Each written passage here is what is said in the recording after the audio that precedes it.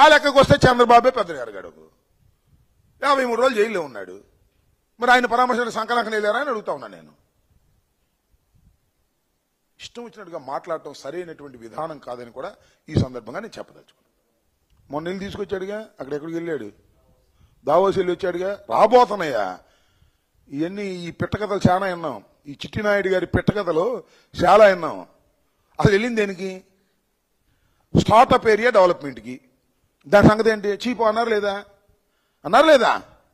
నేను చెబుతున్నాను కాదుగా, అఫీషియల్ న్యూసేగా. చిట్టినాయుడు గారు పిట్టకథ రాపండి, ఉన్న విషయం చెప్పండి అని చెబుతున్నా. చిట్టినాయుడు గారు పిట్టకథలు వచ్చిన తర్వాత చెబుతూ ఉంటాడు, ఇదే వాళ్ళు మేము మా ప్రభుత్వం పడిపోద్దని ఎవడు ఈమెయిల్ పంపించాడు, వాళ్ళ మనిషే పంపించాడు అంట ఈమెయిల్. ఆయనే చెబుతున్నాడు, నిజమో కాదో తేల్చుకోమనండి. ఏమి లేక నడవలేక దారి ఒకడు అన్నా అంట, సింగపూర్ నుంచి ఏమి తీసుకురాలేక ఇక్కడికి వచ్చి మా మీద పడుతున్నా. 5 రోజులు వెళ్ళారు బాబు కొడుకులు ఇద్దరు. వెళ్ళింది దేనికో తెలుసా?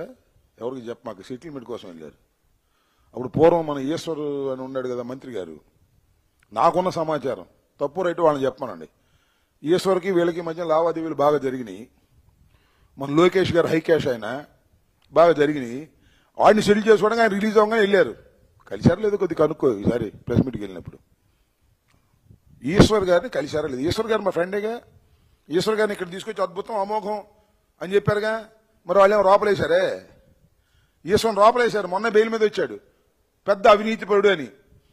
ఆ అవినీతి పరుడికి ఈ అవినీతి పరుడు తోడు.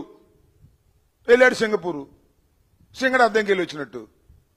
ఇక వచ్చి ఇచ్చినాయుడు గారు పిట్టకథలు చెబుతున్నాడు, 64,000 కోట్లు వస్తాయి, 74,000 కోట్లు వస్తాయని. వెళ్ళిందేమో స్టార్టప్ ఏరియా డెవలప్మెంట్ కోసం.